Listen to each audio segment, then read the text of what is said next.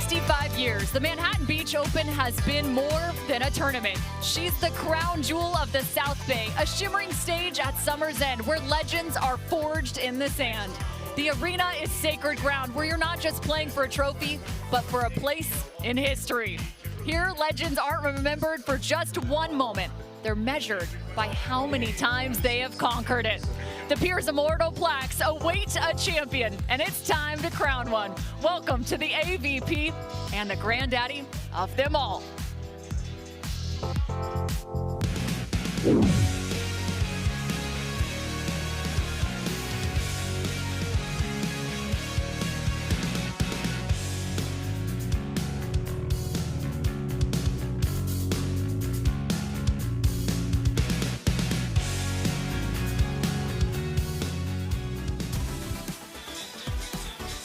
The best day of summer is officially upon us. It's Championship Sunday here at the Manhattan Beach Open, and the stands have been packed throughout this weekend, and how could they not be, as the world's best are battling it out for a legendary status right there on the Manhattan Beach Pier. You take a trek right on down Pier Avenue and find yourself just south. A beautiful stadium and setting as we get set for the women's matchup. Hi everyone, Cameron Irwin alongside the Olympic gold medalist Rich Lamborn. And Rich, when you're trying to put into context what the Manhattan Beach Open is to the volleyball landscape and the sporting landscape, how do you go about even defining it? Well, there's lots of reasons that this is such a special tournament, right? So many of our pros live in close proximity to this beach, so it feels like home. The long-standing nature started in the 60s, so it's been going ever since then. But then, of course, it is kind of that eternal reminder you get by getting your name enshrined on the pier, similar to a marriage for time and all eternity.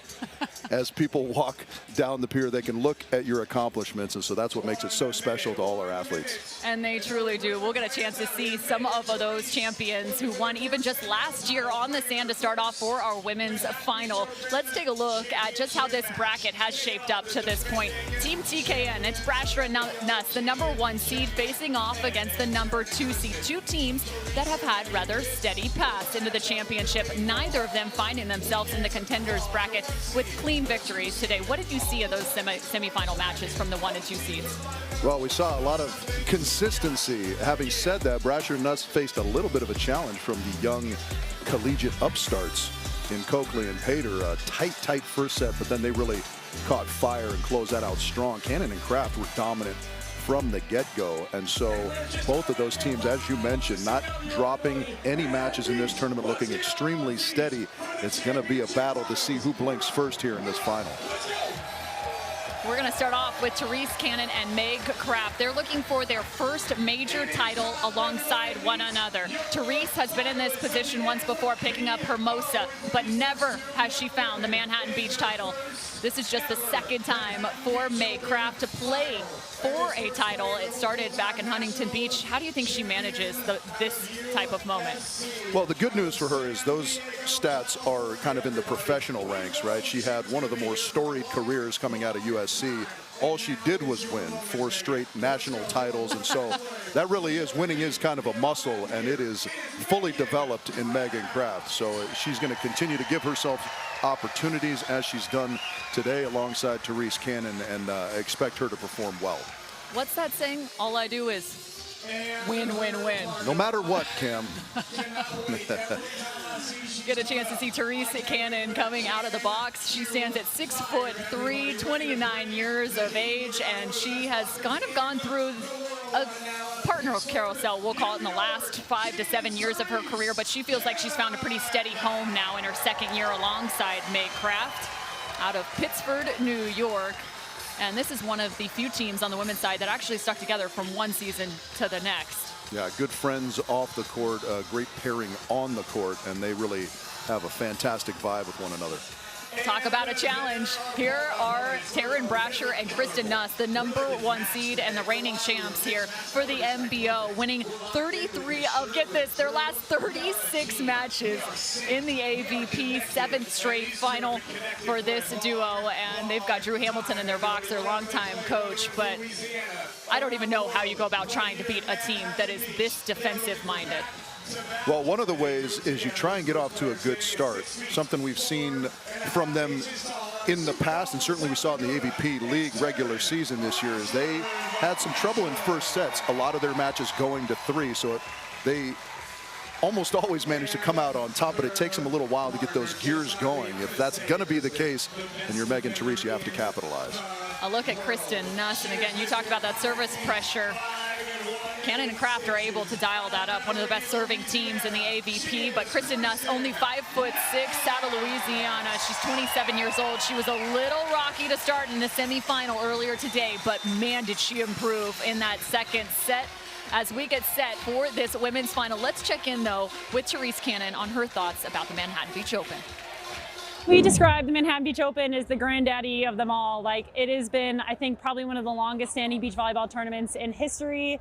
This is an iconic beach, an iconic place to play. You win, you get your name permanently etched on the pier, which is the coolest trophy anyone could ever get. And a lot of us live here, so we get to play in front of a lot of friends and family. So the combination of all those things make it like the best tournament we could ever play in. The energy is starting to rise. The women's final is now about to start. Meg Kraft will start us off. Short serve, and it's a beauty. Lefty sent over by Brasher. Big swing into the angle, Therese Cannon. Cam, you mentioned it. The service pressure from Cannon and Kraft going to be so essential to their success in this match, and right away, a great shorty from Megan Kraft. Megan Kraft, Therese Cannon, both out of USC. Played at different times, alongside one another. As there's a solid save for the newly minted defender in the last 2 years. Here comes Darren Brasher, though. Yeah, Megan Kraft is so solid defensively. We talk about it a lot. She spent the majority, if not the entirety, of her collegiate career up at the net as a blocker. Professionally, she's playing defense behind Therese Cannon, and just kind of proving to everybody that she can do it all on a beach volleyball court. Won 4 national titles. Therese Cannon, 2 as well, in 16 and 17, as she unloads on one into the angle. Let's check in now with the third member of our broadcast crew, the 2-time Olympian. Here's Kevin Barnett. Thanks, Cam. Talking to both teams before this match started, you find what you find in any elite sport when you talk to players and coaches. They believe that in these big moments, everything rests on their side. What they can control is what will matter in a match. Now, that's important not only to have self-belief, but also to understand that you have to let go of the things you cannot control. Once you release those, you have a lot higher chance of winning. So look for both teams to try and assert themselves early with their game plans. We'll see whose initial game plan works and who's forced to make some adjustments mid-match. That's one of the beautiful elements about the sport of beach volleyball, your ability to make in-game adjustments. We've seen Team TKN be one of the best at that phase of the game. Yeah, and just a quick update. Unfortunately, Drew Hamilton having to catch a flight, not present here at the final. So he was with us this morning for the semifinal. Not going to be rattled, is my guess, our TKN, because that's kind of their normal posture, right? He coaches from afar, Coach Hamilton. We're going to check back in as there's nearly a collision down on the court. Yeah, again, strong serving from Cannon and Kraft, paying dividends. Drew Hamilton might just be an enigma at this point. He might be here, he might not be here. We're going to get to the bottom of it. I know Kevin Barnett's on the hunt right now. Yeah, he is the opposite of Kevin Barnett. He's a well-tanned apparition. And the longtime coach again of TKN. They work out of Louisiana as there's the dagger from Meg Kraft. We talked about the service pressure, and right on the mark, the 5-2 switch for the 2 seed. 3 of the points that represent the difference on the scoreboard coming on the back of some great serves. That's the clean ace, the shorty to start. Got TKN in some trouble.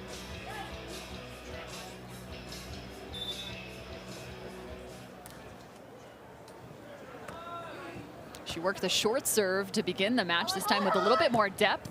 Taryn Brasher stands at 6'4" and goes up and over the top and back down to Kevin Barnett. I have the Drew Hamilton update. Rich Lamborn is 100% right. He was supposed to leave, and he said, look, I've done that before. I wanted to get back to home. They can handle this moment. This is theirs. But he said my wife changed the flight and said we're staying, so he's here. Yep, that's just following captain's orders, clearly. So we go update, re-update. A flight change, and for these two, oftentimes they are alone in the box and able to manage some of those adjustments and switches throughout their career. On the opposite side, for Cannon and Kraft, Mike Playcheck is in the box. Worked with him now the past year and a half. As the quick cut comes from Brasher out of South Dakota. Mastermind Mike. Might be one of the best nicknames of That the 2025 season. At least it's not Megamind Mike, you know, where he's got the protruding forehead. Fair. Brasher and Nuss looking to close the gap here. Make Kraft the long arm, and we have not seen her find hitting errors quite like that. Yeah, that is rare. I mean, she seems so automatic offensively, and that is one of the many reasons why she's such a formidable defender as well, because when she creates those opportunities, she is so good offensively. She's told me she wants to mirror that of April Ross, one of the taller defenders in the chronicles of beach volleyball, as here is a turn and the standing down ball to Reese Cannon. Kristen Nuss with the Kraft. One of the hallmarks of great teams, and currently Brasher and Nuss the greatest, not only here in the States, but in all of the world of beach volleyball, is you can hold them down temporarily, but not for long. Kristen Nuss, the winningest beach volleyball player in NCAA history. One of the fastest defenders on the sand. That time she gets burned back towards the cut shot.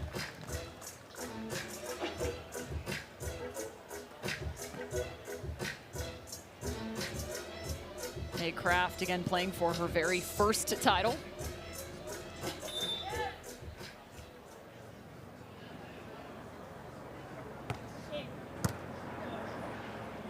Nuss from the middle.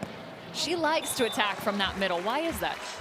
Well, she can kind of go both ways with this. You know, some of the angles are a little bit minimized in the sense that you don't have the long angle, so to speak, but she's so adept and so great with her vision that she can kind of cut you both ways out of the middle.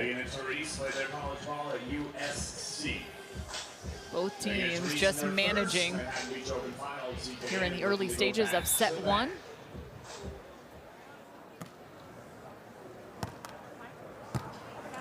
Just a handful of digs between these two teams.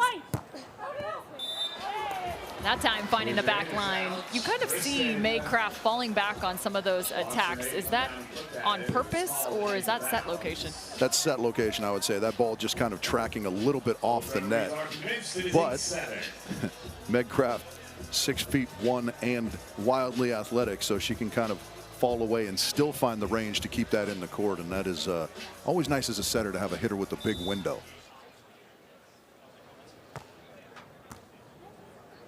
The early move now from Nuss. As nobody's home, she has the light touch and just leaves them looking.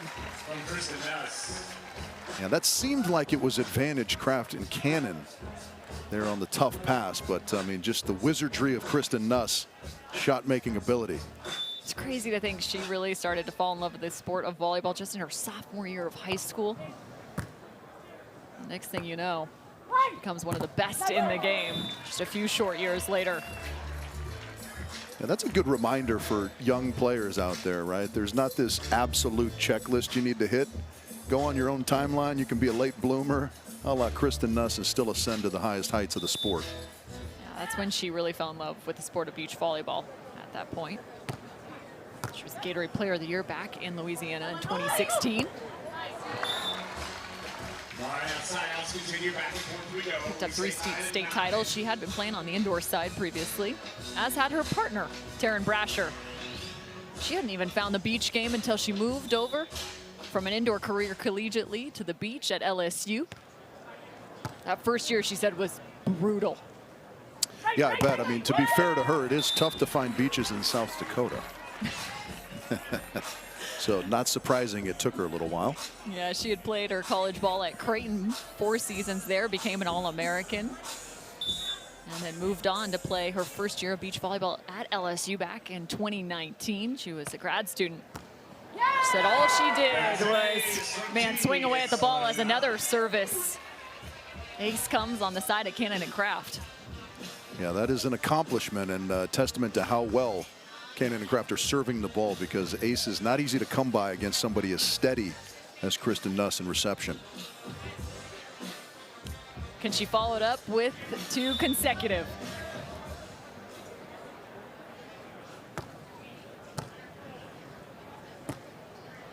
Nuss checks down and right in the angle. May Kraft. High and up over the top. Another beautiful schemed play defensively from the number 2 seed. Our first technical timeout here. Yeah, you love this. It starts with the deep, wide serve.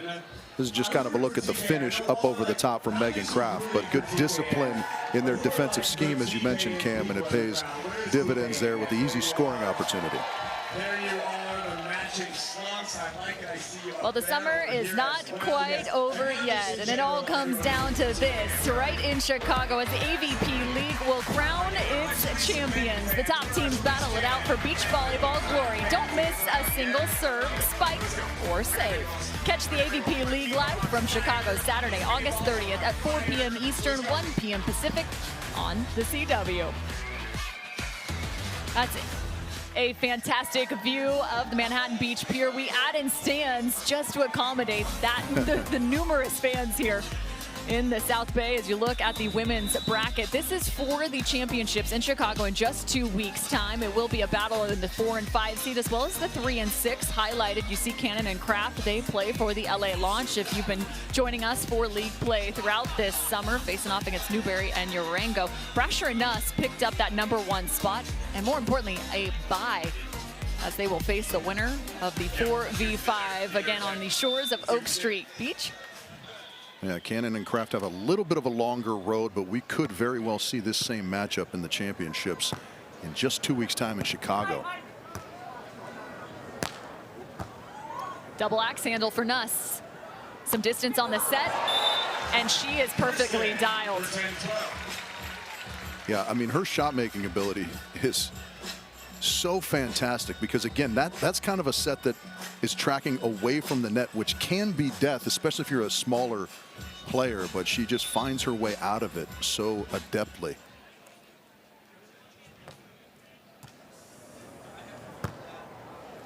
Cannon, bring in the cannon. Nuss, another open net. Here's the pull dig. It's an all-out play. Option. Hammered home.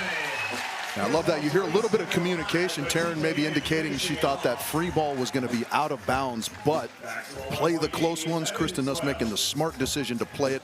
Just throw it up tight for a big partner to put away on 2. The Paris 2024 Olympians, Team TKN, came just after the conclusion of the Olympic Games to this exact tournament, picked up the win. And it was the highlight of the summer as that ball gets tooled off the block of Taryn Brasher. Yeah, good offensive movement from Cannon and Kraft that time. Megan coming all the way around to the left side antenna, making Brasher move on the block and kind of have some trouble catching up with that route.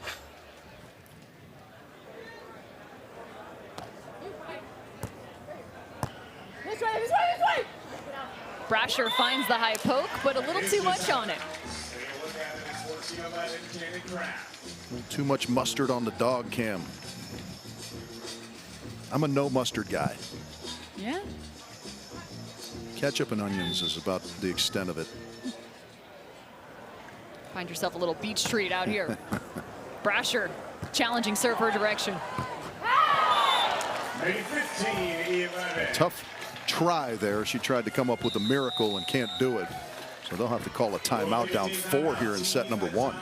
And honestly, just 2 aces now on the side of Cannon and Kraft in the early stages and a 6-2 run.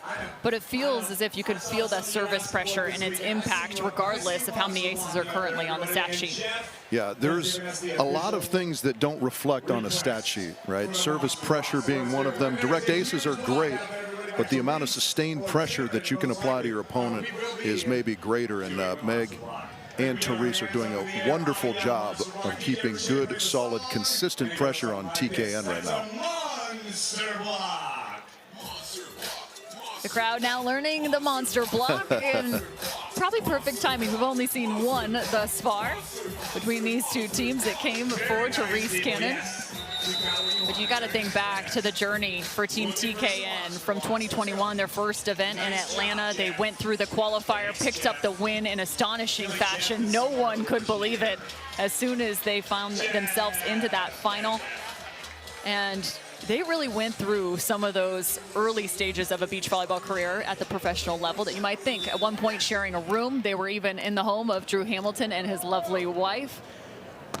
2 queen beds in a single room. And actually how TKN came to life was they threw up a couple ideas on whiteboards, looked at each other, and decided what was actually going to be their best branding technique. And that first response was, well, TKN was thrown on the whiteboard from bed to bed. Lo and behold, they become Olympians in 2024 and champions of the Manhattan Beach Open. Fantastic. I love it. It's like a modern entrepreneurial story in beach volleyball. Yeah, there's lots of ways to announce yourself when you go pro, and winning your first tournament coming through the qualifier is certainly one of the better ways, and they have not looked back since.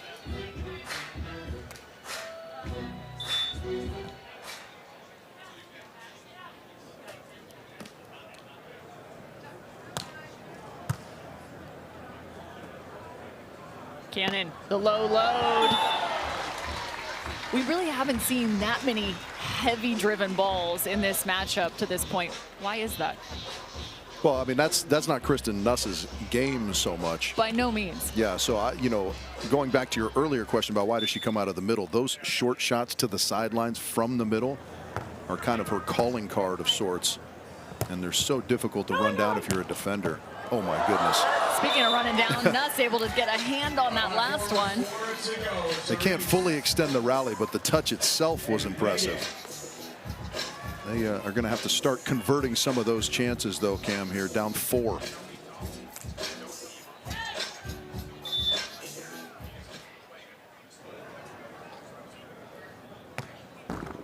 Off the top of the net, the ace winner.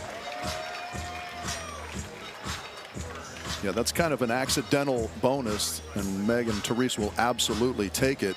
But you see what she was trying to do, just drive that ball again deep up the right sideline of Kristen Nuss and kind of force her into that outside set and an extended approach. Another quick shot. As a defender, how do you kind of deal with some of those quick, low, little angles you're seeing from Nuss? Is it the blocker's responsibility? Is it the defender's responsibility? No, I think you're trying to scheme. You know, Therese is taking one side, you're taking the other, and then, you know, you just have to hope that Kristen has a blip in her vision or something. A glitch in the system, you'd say, as Yes. the side set comes. Well, hopefully there's a glitch in the matrix. None detected there. That is a beautiful little jump set. Looked like a young Washington State Cougar, Cameron Irwin, indoor, just side set, pushing it to the pin. I don't know about that. It is pretty wild. I remember coaching Meg Kraft, not saying that it was me by any means, but when I got a chance to see her back at Coast Volleyball Club when she was just 15 years old. And how far she's come to this point. That time she just sends it right into the block of Brasher. Well, there's a look at how you combat the short shot. They happen to be set up on the right side of the court. Meg makes a great sprawling dig. There you see it. And it, from the knees set, just gets a little bit tight. Meg makes a nice aggressive swing, but Taryn is ready for it.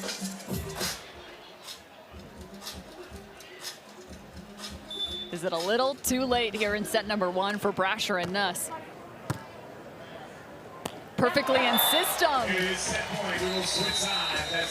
And just like that, the number 2 seed finds the switch 20-15 set point on their side. Well, I think you nailed exactly what kind of the linchpin is for this team of Cannon and Kraft, and it's service pressure, and they have been phenomenal here in this opening set. They have faced off against TKN 8 total times. They have yet to beat them. They've only stolen a set 3 times in those 8 matches. Looking for number 4 here. Kraft finds the 4th. That's what we talk about with Meg Kraft. I mean, she's a good 7-8 feet off the net and still able to find that hard-driven line. That is a fantastic swing and an unbelievable bonus to have on your side of the net when your defender can do that. A look to the other side. There, in fact, is Drew Hamilton. It is officially confirmed. Proof of life. And he's rocking those new slunks. Actually, the entire kit for this team is designed as an ode to the roots that they have, whether it's back in South Dakota or Louisiana. And Glitch in the System, by the way, is also part of that band around their chest. You can see some of that as there's a butterfly on the upper left-hand corner, an emblem that they like to represent. It's almost as if whenever they see one, something good happens, according to Brasher. If you look really closely, there is the state of South Dakota as well as Louisiana and the butterfly wings.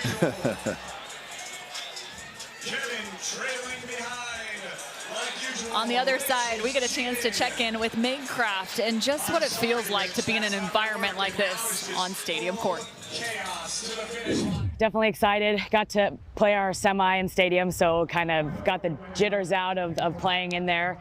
I've watched this final or this tournament for a lot of years, so feeling like really grateful to be a part of it, and we're excited to just go out there, see what we can do, and hopefully put on a good show and play as hard as we can. She says a lot of years. The 22-year-old Meg Kraft says a lot of years. But to her point, she actually made her first main drop back when she was just 16 years old, alongside Delaney Maple. And man, has it been fun to watch her career just continue to blossom from her time at USC and now on to the professional ranks. She spent some time alongside Emily Stockman when she first got out and to the professional level. I think that did a lot for her just in terms of having that veteran experience next to her. As you see the set 1 stats, what are you really keying in on?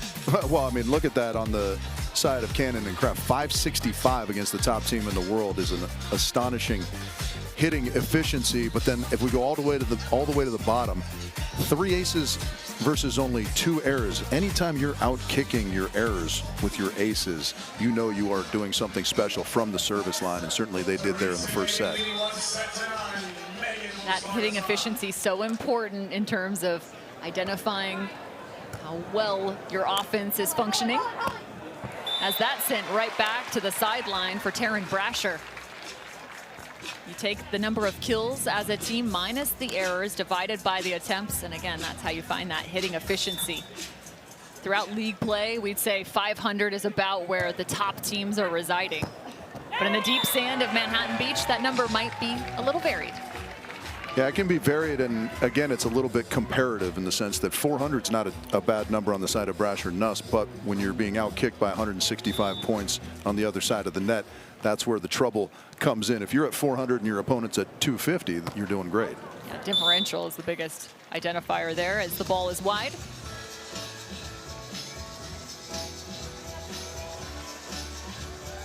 Yeah, going back to that little soundbite of Meg, you know, that's another thing that makes this tournament so special is so many young athletes have kind of a similar story in that they grow up watching this, and so the opportunity to then play on these sands as a professional becomes all the more special. That has truly been a beautiful thing to watch the women's game continue to develop in the United States, from the college ranks, the club, even back to the amateur level.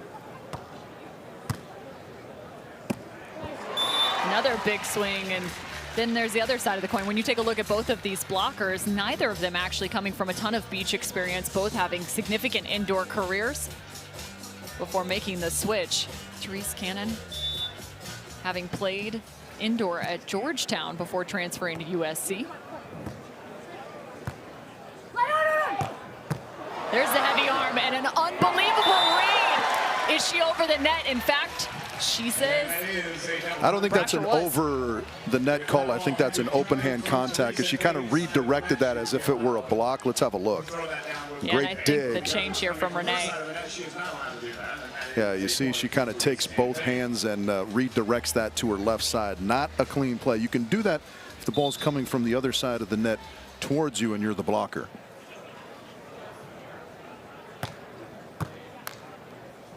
Quiet platform for Brasher. That spells trouble. Ooh. How about the patience from Kristen Nuss there? Just on her knees waiting, but still knowing where she was on the court and watching that one wide.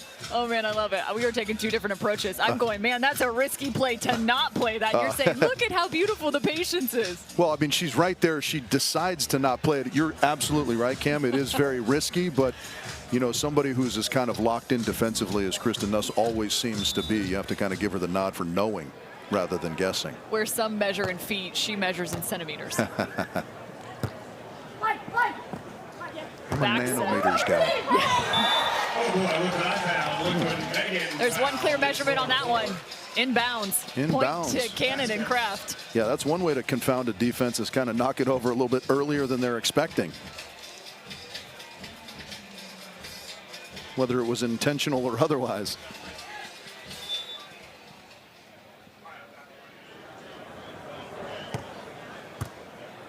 Man, there's some pace to that serve. Great contact from Kraft as once more Kristen Nuss. She is so good at attacking the pulling blocker. Well, yeah, she has a lot of experience, right? That is kind of a tactic that a lot of teams like to try and employ against her because there's not that heavy pace coming out of her all the time. But she does know how to react very well and very in a very variety of different ways.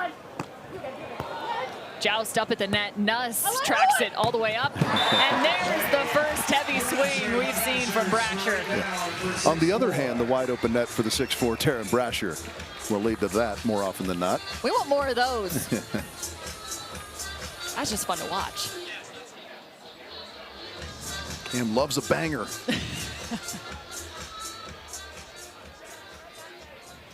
You can see a little bit of that intensity from Taryn Brasher. She kind of throws those hands up. Maybe not feeling like they're playing at their highest clip today.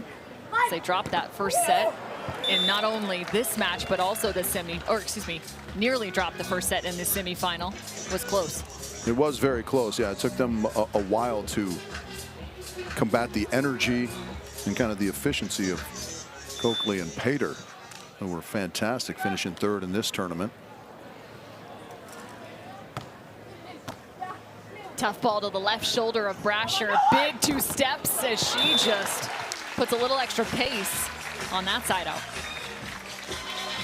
Not to be overlooked, the difficulty of hand setting that ball. Sky high pass, just calm as you like. Kristen Nuss pulls out the pause and sets a gem. This is now just the second 2-point lead of the match for TKN.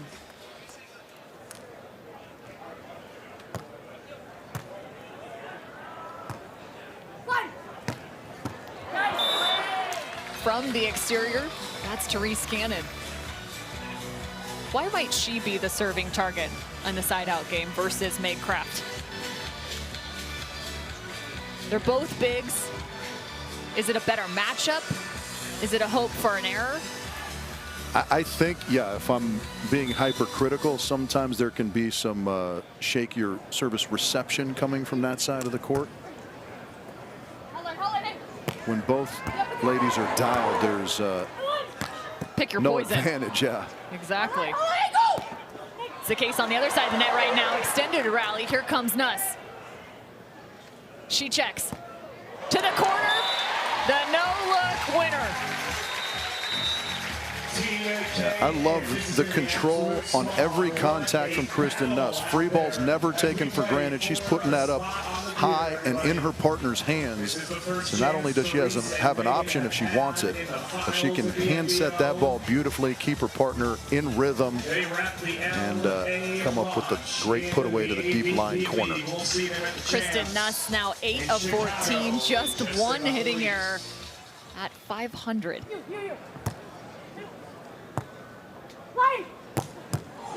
Big swing, there's the quick dig. Nuss still in the backcourt. It's 7-8. But Kraft is just unloading on offensive opportunity after another. A big fan of Megan Kraft's arm swing. She kind of looks like she coils it in and then just snaps it out, a little bullwhip style. Think back to her early days at SC. She was more of a kind of shoot first mentality. That has definitely changed as Nuss finds the top of the block. Another turn and burn. Nuss with the magic. Here's number 3, no good. And there again, Meg doing such a nice job with her kind of posture in the air. That swing looked exactly like the one before that went cross court, but she's able to just be kind of straight up and down in the air, give herself options, turn that one away from the body to avoid Kristen Nuss defensively. I don't know if that's possible. How do you avoid Kristen Nuss defensively? She covers every inch of the court. Big move for Nuss here. And the baby line. The baby line. TKN keeps the lead at 9-8. And she does a really nice job. You know, we talk about Taylor Kraft doing this a lot, where she's not necessarily hitting those shots at the full extension of her arm. She kind of keeps the arm loaded down low. So it's hard to track her contact point and therefore where the ball's going. Trouble up at the net, making lemonade. Is the 2 seed. Tied up 9 apiece, Cannon and Kraft. Again, looking to find their first title alongside one another. And what a way to do it, right here at the Manhattan Beach Open. If you're going to win your first, it might as well be the best one, right?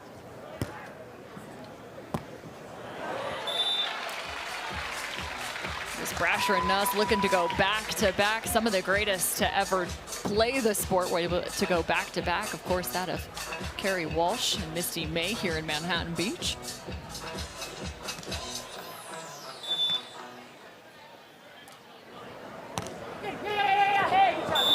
They actually won 4 straight here in Manhattan Beach from 2005 to 2008.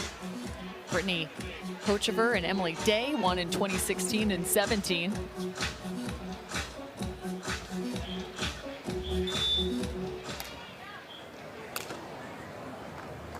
Jenny Kropp and Whitney Pavlik also in that back-to-back circle, as here comes the service pressure, perfectly timed into the technical timeout for Cannon and Kraft. They get the lead back on this absolute laser beam up the sideline of Taryn Brasher. Have a look. Not only does it start line side, but then it just keeps tailing away until it tucks itself just inside the sideline. Brasher can only just barely get a hand on it. Manhattan Beach Wave, and I need somebody to start the wave. Who's going to start? Saturday, the PBR Camping World Team Series rides into Austin as the best bull riders and fiercest teams go head-to-head deep in the heart of Texas. Don't miss all the bone-rattling action. The PBR Camping World Team Series from Austin, Saturday at 8 p.m. Eastern, 5 p.m. Pacific on the CW. Have you got a chance to catch the PBR? I have many years ago. I haven't caught the modern version live just anytime recently, but it is pretty wild. I was going to say, literally, wild. Yeah. And a great product to watch here on the CW, as is the AVP. This view just never gets old. As the wave comes into the Pacific coast, as well as right here in stadium. The sights and sounds of the NBO. I want you to make some noise for TKN. Teresa Megan, let's go. Volume increases, as do the stakes here in set 2. Back out of the technical. Calculated from Taryn Brasher. Yeah, absolutely. And this is where championship teams kind of steal their resolve. In these types of moments where they're down a set, down at the technical. Can Brasher and Nuss kind of find another gear like they did this morning in their semifinal? Stuff back, the tip dunk from Brasher. Maybe the start of something there. Really nice read at the net from Taryn. Maybe not a monster block, but it was close. Second block now Listen, you can do it if you want. for Brasher. This one well outside her frame. She throws that right hand in there. TKN still without an ace in this match. Cannon Kraft 4. Could this be the time for Brasher? Oh. No. And that is a quick answer, Cameron. 12 apiece. Yeah, they kind of apply pressure differently than Cannon and Kraft, don't they? Nuss and Brasher keep it in on you, rely on their block and defense pretty heavily. You heard the high line angle call. The infamous Langle. Yeah, that's the Langle call, and I like the anxiety that comes along with it in the voice, as calm as Kristen looks.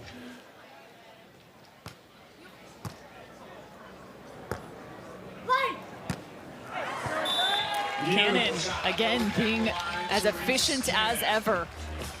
10 of 22, 0 errors. Yeah, I love this demeanor from Cannon and Kraft. You know, we talked to Coach Mike Playcheck in the semifinal, and he said early in this tournament they felt like they were kind of playing to not lose, and so they decided as a team, let's go out there and hunt.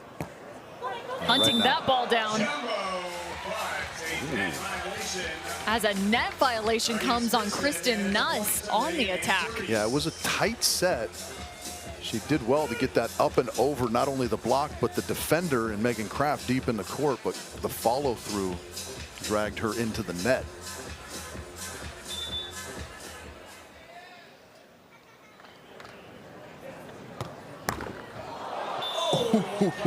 Everyone hold your breath. That ball could not make up its mind at the top of the net. Never been involved in a simultaneous breath hold with thousands of people before like that. This set alone, 11 ties and 3 lead changes. Make it 12 now with this tie.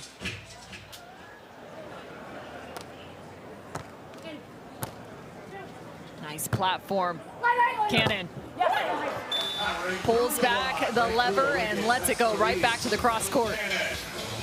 Yeah, she has looked particularly good offensively, real decisive.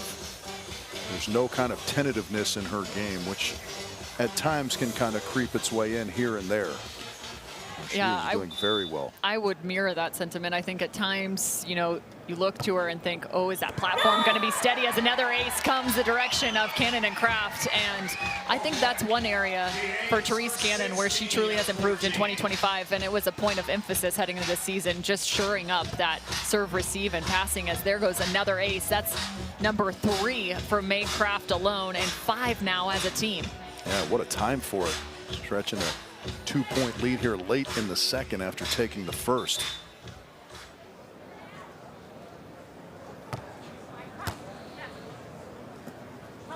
Brasher out of the middle, good touch. Here comes Kraft. Another wicked swing. You think she's playing for a title or what? Yeah, absolutely. That is such a great touch from Therese. Good poise coming down, just collecting herself and setting this ball up. And then Megan Kraft so terminal in those situations. A forced timeout here. No surprise for Brasher and Nuss as they trail by 3. Drew Hamilton is going to look to right the ship, but it's Mike Playcheck in this box. And we've had the conversation. He gives a lot of great insight in terms of strategy and how to play defensively. But oftentimes in these moments for these coaches, it's not necessarily always about the strategy. No, I mean, they're strategically, they're pretty locked in. You don't really want to change much right now. Maybe you talk about what we're going to do on this play coming out of the timeout directly. But past that, it's kind of some general cues. You know, let's keep doing what we're doing. Kevin talked about it at the beginning of the broadcast here about, you know, focusing on the things that you can control.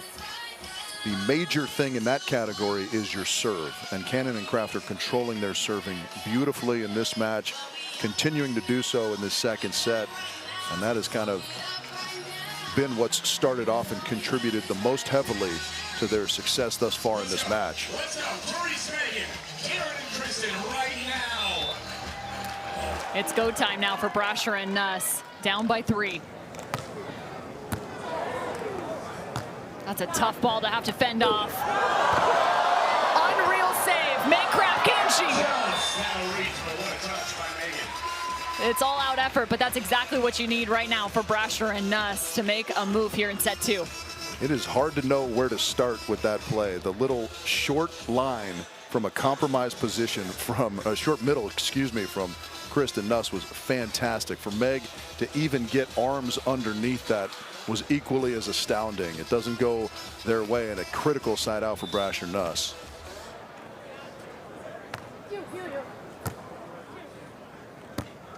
High set. Big swing. How about that? Nuss is right on it. She's retreating back into the angle. Here goes number 2.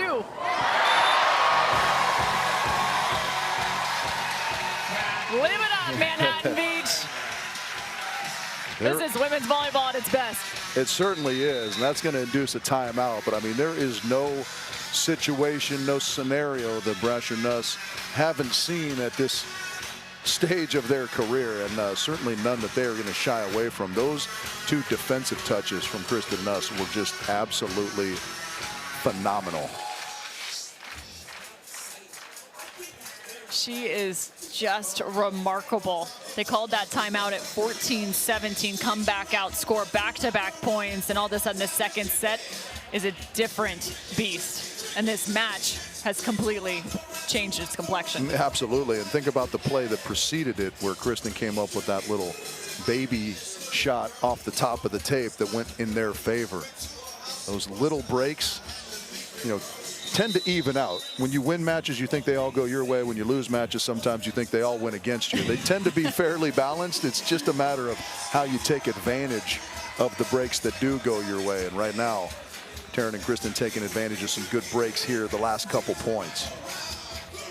You're on the side of Cannon and Kraft. What are you telling yourself in a moment like this? You're telling yourself that we're still siding out for a 2-point advantage. There's nothing we need to change. Just you know, lock in on this particular service reception, and let's go from there. We hope you're enjoying this women's final of the Manhattan Beach Open. Set 2 is well into its depth, 18-16, as Cannon and Kraft picked up the first 21-15 and are just a handful of points away from their first title alongside one another. And their first title here in Manhattan Beach.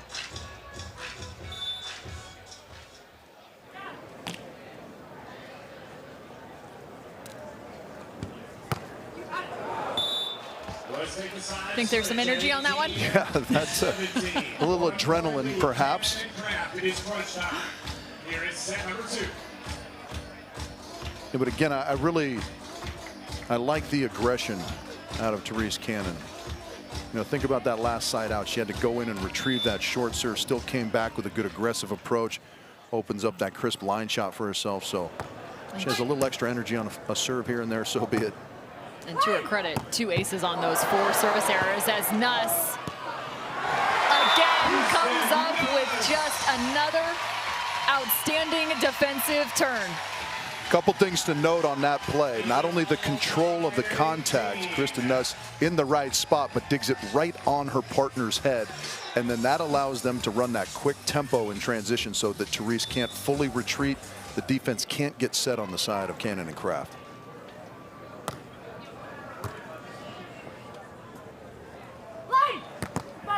Block back.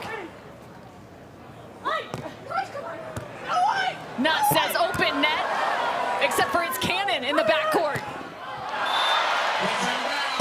The blocker couldn't come away with it. Heartbreak there for Cannon and Kraft with a chance to go 19-18 up. After the great dig from Cannon, she just misses the sideline. Oh boy. But it is more defense from Brasher and Nuss. Brasher and Nuss now on a 5-1 run.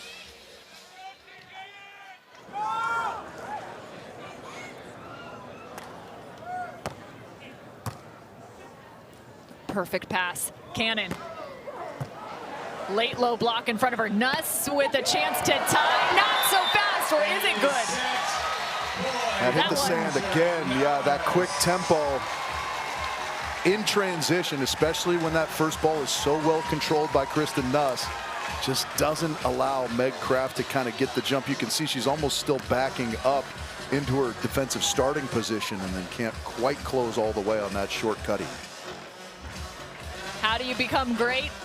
You find your best when it's needed most. A 6-1 run for TKN and a set point to send this to a third. They stay on Cannon, and Kraft calls her own number. The ear on their side, and just like that, this feels like history being repeated.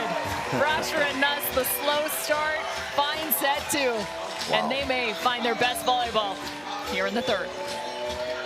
Just fantastic response from Brasher and Nuss. Cam, you said it, when they needed it the most.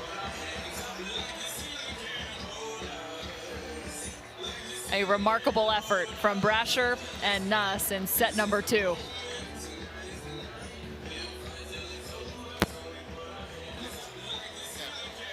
So while they manage the coin toss, let's check in with Kevin Barnett. I think he's got some sand science for us. That's what we're all about here, Cameron. If you've been with us all season, we've talked a lot about the sand, why it heats up, how it functions. And when we've been indoors, the sand is not that deep. And so what the result is if you're a player that loves to jump, you can really elevate. And that's going to have effects at the net if you're a blocker, if you're an attacker, but also in that service game, particularly on the men's side, if you can really get out of the sand and it's hard packed because it's 16 inches deep, then you can fly. Well, you come out here, it's a little bit different here in Manhattan Beach. We often talk about how deep the sand is. Let's find out how deep the sand is, shall we? Oh boy, he might be digging for days. Kevin, just keep on going, buddy. And this is truly what's interesting. You go from league play as he grabs the microphone back. Okay. Go ahead, so, Kev. If you look here, Cam, this is about the depth that you would normally have for a league game. If we can pan down here, you'd be at about 16 inches. If you pan down to the sand, that's about it. Here in Manhattan, we haven't even come close to even the dark stuff underneath here. Let's keep going. It's the mic toss for me. Right, I like the mic toss. Oh, hey, Kev, if you find my car keys. I just hope he can fill that hole as quickly as he's digging it. But again, to his point, what's interesting about the league is the fact that it definitely changes things up with the depth of sand and the way the game is played, Kevin. That's a great point. Hey, that's it. We've gone double, and we're not even into the wet stuff yet. It's still dry, so I could keep going here, or we could get back to some championship volleyball. How about B? I'll fill this in. Somebody bring this guy some water. He's going to need it. But yeah, again, making a great point. The game really does change. Throughout the summer, we have created unique instances for each of these athletes to be tested, whether it's indoor arenas, depth of sand, now the challenging conditions, we'll say, just in terms of being back outdoors, a little bit of a breeze, beautiful sunny day, the sun's back out, and all of a sudden, these athletes have to find new ways to score points. Yeah, absolutely. I think our director wanted to call that segment Tools Handling Tools, but I'm not sure if that's what we went with. Kevin, we love you. That was great. 1-0 here in this third set that does go just to 15 points. You must win by 2. It's the number 1 versus the number 2 seed for the title here in Manhattan Beach. What a pulling dig. That's Taryn Brasher. Kraft. Extending the rally is all you need to do sometimes. Give your opponents another opportunity to maybe make a mistake, and they do there. That might have been the 6-shooter, Cam, just kind of pulling it out of the hip pocket. Our man, Kevin Barnett, I think still out of breath from digging that hole.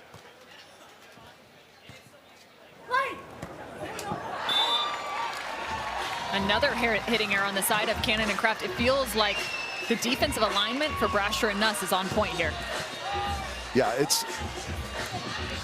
there's lots, we talk so much about the defense of Kristen Nuss. She digs the ball phenomenally well, of course, but one of the things that does, one of the byproducts of that, is it gets in your head a little bit. You start to try and find maybe more angle than is available as she almost gets another one, and that's maybe kind of leading to a couple of these hitting errors that we've seen early from Cannon and Kraft. On display, the defense of Kristen Nuss as she nearly steals that one away. The first point for the 2 seed now on the board.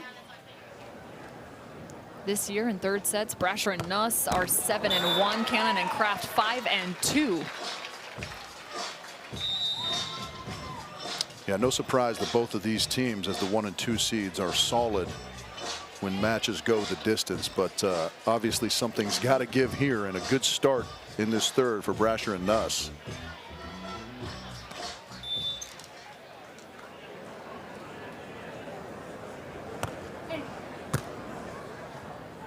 Elevated. She writes the error she found on the final point of set 2. Yeah, I love that play.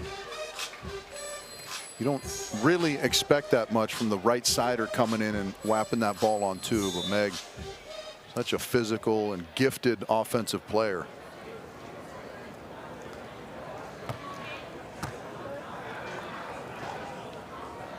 Nuss with a big move into those last 2 steps. I mean, just how important are those last 2 steps when you are 5'6"? Is there an elevated importance? Perhaps. You know, I mean, it's important to every attacker to kind of be explosive through the ball, right? I like the kind of switch up where there's a little more tempo on that set. We've seen it in transition, leading to some points for Brasher and Nuss. Now maybe they're trying to incorporate it in their side-out game as well to kind of keep Cannon and Kraft off balance. But yeah, certainly those final right and left steps, very, very important if you're 5'6", Cam.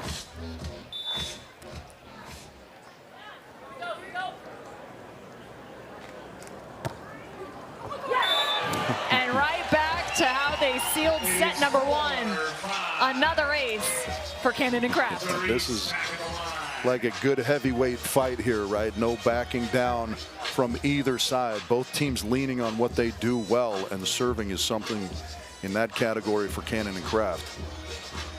6 total aces. That is a crazy number. And a 3-set battle nonetheless. Free ball opportunity, and they pay it off. Cannon and Kraft even the score, 5 apiece here in set 3. And that is just wonderful control and poise from Megan Kraft. Looks like she's kind of in position where she can just tee off, but the smarter play is the crisp line shot, and that is the one that she makes.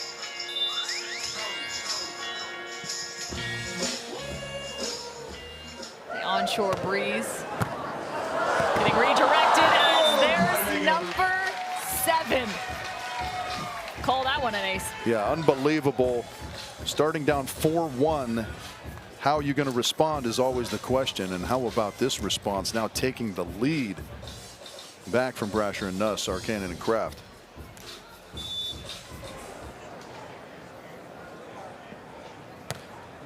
That is going to be 6 apiece, yeah. Got the score updated now, 6 apiece.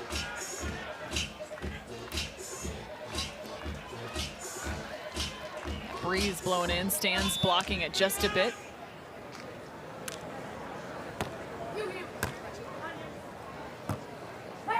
Cannon checks down.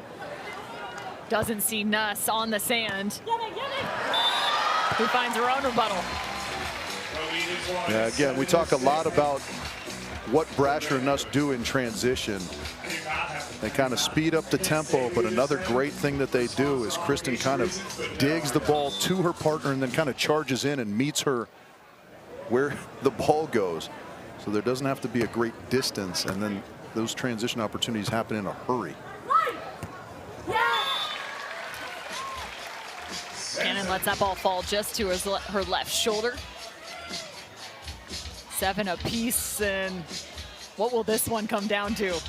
Is it the serve? Is it the defense? I always give the boring answer of execution. If Meg and Therese can continue to execute these serves the way they've been doing, I think that could be the decider. It's not boring if it's right, Rich. Tell that to every person I've been in an argument with. I don't know if I should give you that ammo, to be honest. The AVP fan base is screaming at their screens right now. Brasher and Nuss up by 1, back another in change. 15 kills, just 2 errors, and 13 digs for Kristen Nuss.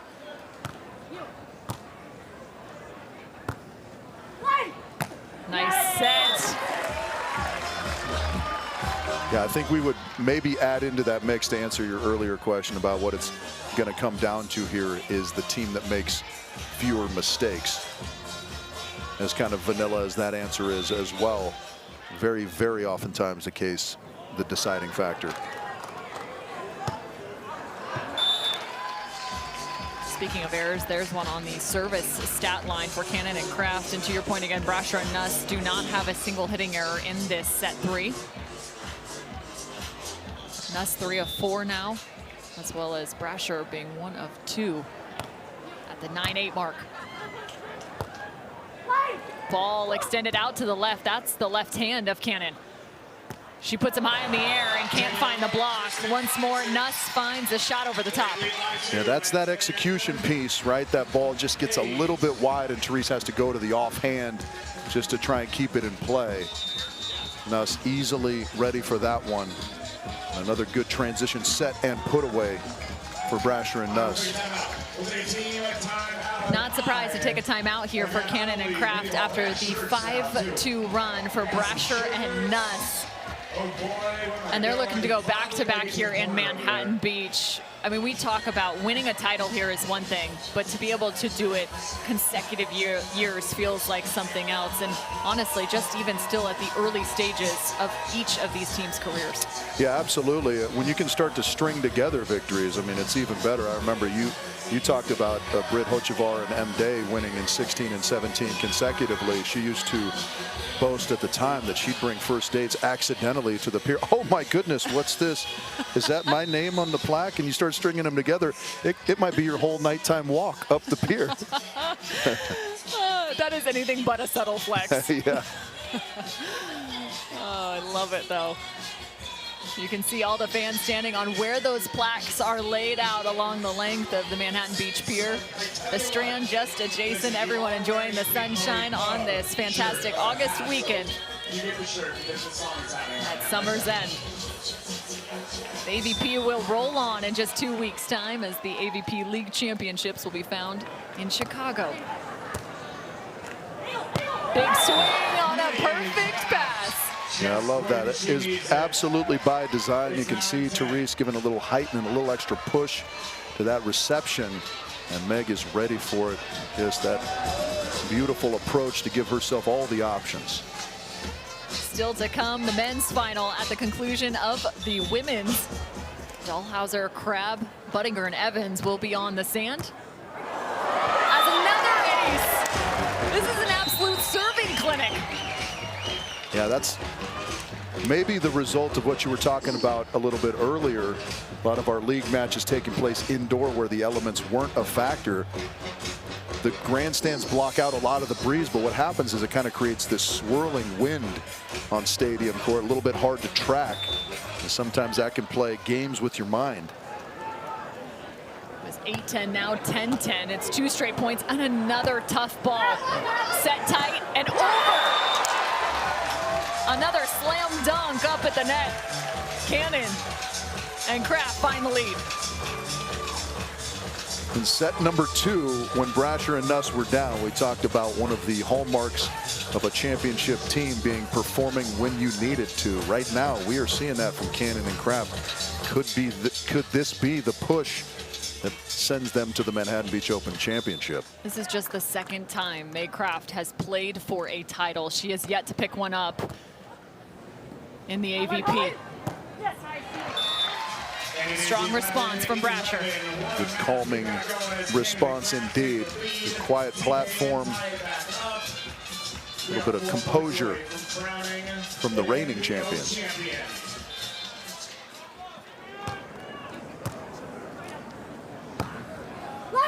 Gain the lead.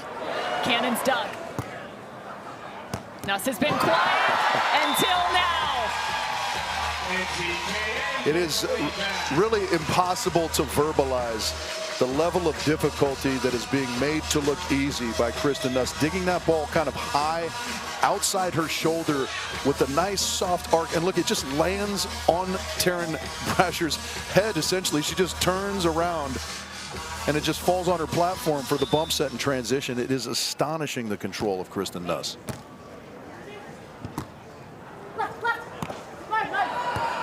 Good communication here. Kraft sends her best to Nuss, and she has the response. Waiting in the angle. This has to go. Cannon, big approach, looking for the line, and she finds it. That is a very good line shot from Therese Cannon, because you could see Brasher expecting the off speed, delaying her block a little bit, and Therese still getting it up and over very crisply.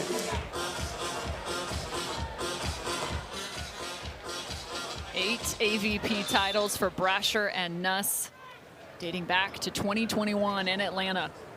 They've won just about everywhere, including last year here in Manhattan Beach. Here comes Nuss. Wow. Thin margins here in set 3. Thin margins indeed. I don't know how Kristen kept that alive in the first place. A sprawling left arm spear just to give themselves a chance, but the hitting error, the first for them in this third set, gives the 1-point nod to Cannon and Kraft.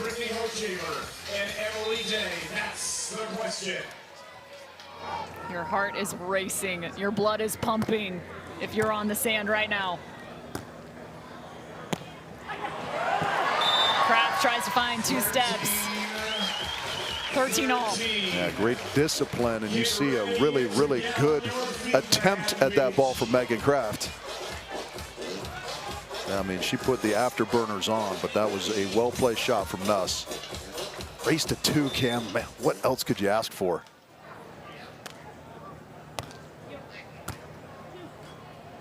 There's that steady platform. Cannon gets rejected.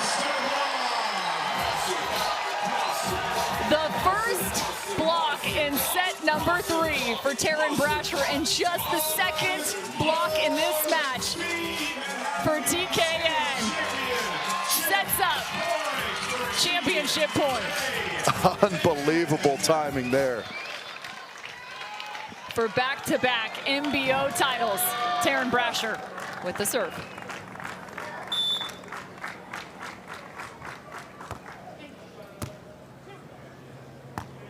Cannon, tight ball. Is it a second block? No, Nuss is there for the win.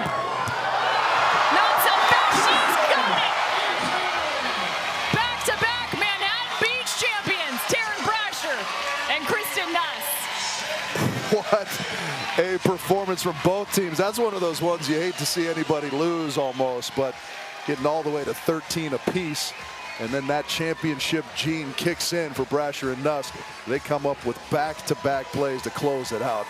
What an unbelievable match. Another beautiful recovery effort from Taryn Brasher and Kristen Nuss. They drop set 1. And lo and behold, they fight, they claw. They nearly lost set 2. Yeah, they were down 17-13 in set number 2. Find a way to make a run all the way through the finish line there. Give up a point at 12 apiece to go down 13-12 in the third. And then come up with 3 straight to close it out and get their second in succession here in Manhattan Beach. Well, Drew Hamilton better book his flight for next year's MBO, because there's going to be another plaque ceremony, as you see him now in the shot for Kristen Nuss and Taryn Brasher. I want to know if his wife can postpone it again so he can go to Shellbacks and sit at the champions table, have a jello shot. Postpone the flight, call up the airline. And the sand, if you're wondering, yeah, it's heating up. Throwing a little water down on the sand as well, alongside your partner. Somebody get these 2 some champagne. What an exciting finish that was for everybody in attendance. A little bit of a heartbreaker if you're Megan Therese. So close, and such a wonderful performance in that one. The 2025 Manhattan Beach Open champions, Taryn Brasher and Kristen Nuss. We'll speak with them on the other side of this break.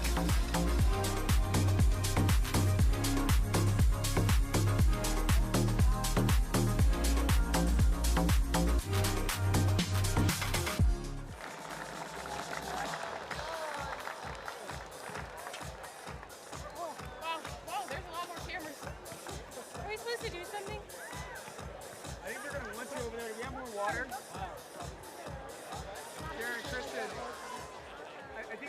you over there. Do we have more water for you guys? Oh, yeah. Do we need more water for them to go over there? We're gonna come right here? Yeah, I definitely cannot stand over there. Yeah. We're gonna come right here, Josh? All right, we have got the championship leis and trophies, and oh my gosh, look at those plaques. All right, Commissioner of the AVP, Bobby Corvino, will present the leis to the champions right after this picture with Drew Hamilton.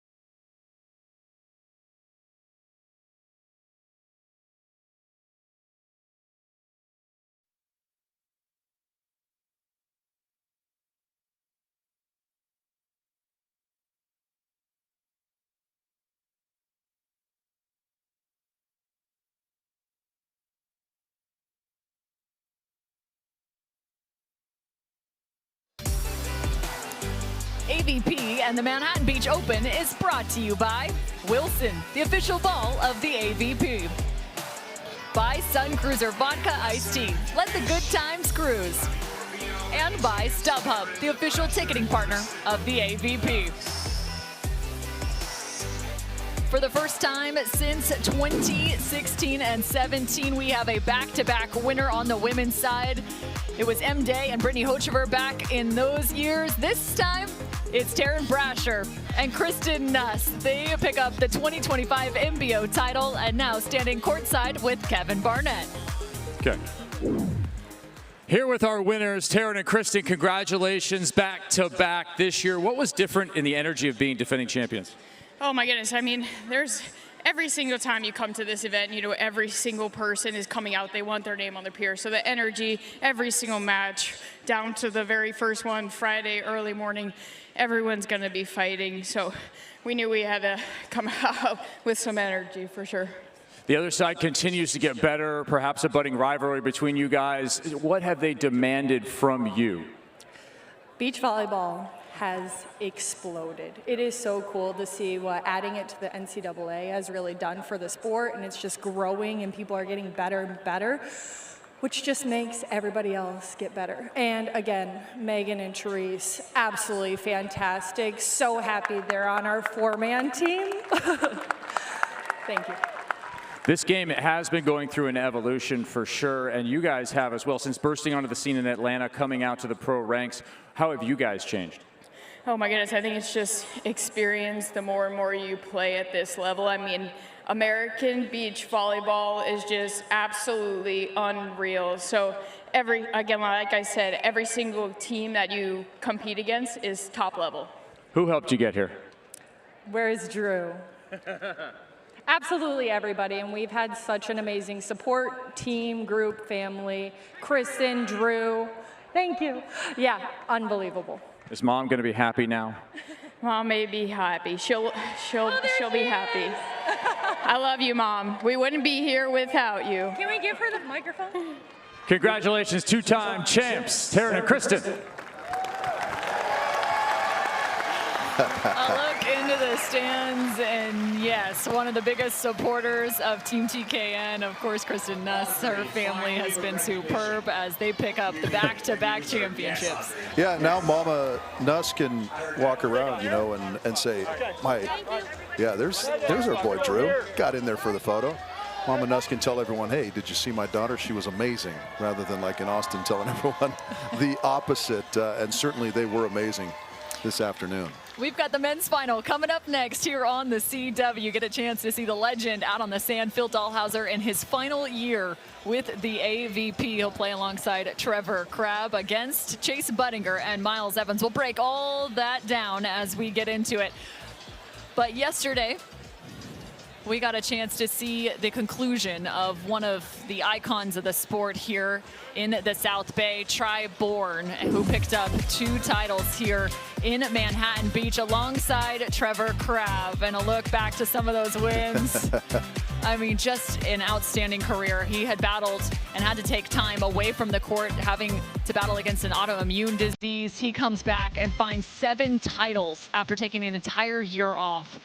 And he is a true testament to facing adversity and creating an everlasting career here in the sport of beach volleyball. Yeah, it was a year plus and a tremendous amount of uncertainty. I mean, not only was he going to be able to come back into the sport, but it took the doctors a long time to even figure out what had gone wrong with him, and kind of a rare and unique autoimmune condition that he bounced back from unbelievably well, as you said, getting the majority of his accolades post that situation. And there he is yesterday, kind of commemorating the retirement with his whole family in tow. There's his wife Gabby, mom and dad, of course, all the little ones. Came back to play in this Manhattan Beach event as his final event alongside Nick Lucena. As you look to some of the accolades, originally out of Honolulu, he was a 10-time AVP champ, a 2-time champ right here in Manhattan Beach. Wild to think the journey of his career. Some of the greatest memories I can think of him on tour alongside John Hyden, who was also in the box for him this weekend. What do you think that meant to have him there? Well, I mean, that was huge. It was really fun to get a little glimpse into how they worked with one another as well. The dialogue was so kind of specific, and you know, you got like a blast from the past almost of what their timeouts and such must have looked like when they were teamed up together. It was special for me in the sense that I got to work with Tri when he filled in for Taylor Kraft in the 2021, I guess, Tokyo Olympics, coming in and playing with Jake when Taylor was taken out with COVID. And all he did was lead the tournament in hitting percentage. So, I mean, that was unbelievable stuff in a very unique and unfortunate, in a lot of ways, situation that he and the rest of us had to try and make the most of, and certainly he was a big factor in that. Kevin, I know you got a chance to have some conversation with Tri Bourne even leading up to this weekend. What is your take on his career and what he was able to do with his time in the AVP? Yeah, we had a nice ceremony for him on Tuesday and talked a little bit about you don't always get to choose the end. So let's talk about the beginning and the excellence that he displayed coming out and the way that he took to the AVP, right? He teamed with John Hyden, an experienced veteran, and it's not always in a young guy to listen to an old vet, but he did. He took on the trainer. He took on the ways of John Hyden, who had already at that point had an incredibly long indoor as well as beach career. And Tri listened to that wisdom and took that forward as a part of his game. And I think that's important as to the way he dealt with that autoimmune condition and the maturity that he showed in coming back from that condition and returning to form. And watching him perform here over the last couple of days, I've had the privilege of just being a fan and getting to enjoy the matches and the in-between and the whole atmosphere of the NBO. It really is a shame that this was his last event, because I think you measure a player not by their stats, how tall are they, how much do they weigh, how much they vertically jump, but you measure them by how do they play, and Tri always played bigger than he actually was when you looked at the numbers, and he continued that here alongside Nick Lucena. And so that's the true measure of a man. So it was great to see him get a good long run into Saturday, go out Saturday night on stadium court with terrific atmosphere in an outstanding match against their previous partners for Manhattan Beach Open championships. And Tri will move into the next phase of his life, whatever that may encompass. Perhaps it's an expansion of the Sandcast, a way that he's given to the game. So much of Tri Bourne's life has been centered around this game. We hope that that continues. Very well said, Kevin Barnett. And we got a chance to also see and honor that of Alisson Cerruti as he has been playing on the AVP over the course of some of the best years. We've got a chance to see this 3-time Olympian win silver in London in 2012, or whether it was gold back in his homestand in Rio de Janeiro in 2016. He was right here playing in the Manhattan Beach Open, one of the legends of the game.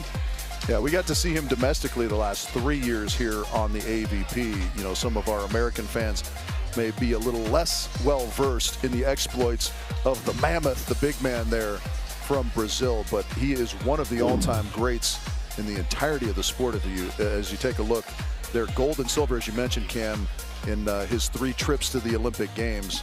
I mean, a 2-time FIVB World Tour champion, 3-time best hitter, 2-time best blocker, and the best offensive player. I mean, he's one of those guys that's on a couple different spots of most winning all-time teams. Played with Emmanuel Rigo, racked up a lot of victories there and won that silver medal in London, like you said. And then he and Bruno, of course, getting a world title and that gold medal in Rio in 2016. He is just, yeah, I don't know. I loved watching him play, and he's one of the best sportsmen you'd ever hope to come across. Just such a nice guy, really a true gentle giant. It's been an honor to watch both of those gentlemen on the sands here in Manhattan Beach, closing out their careers. Some of the best battles between Allison and Phil Dahlhauser. That's a look at the GOAT. He's coming up next alongside Trevor Kraft. The men's final here on the CW.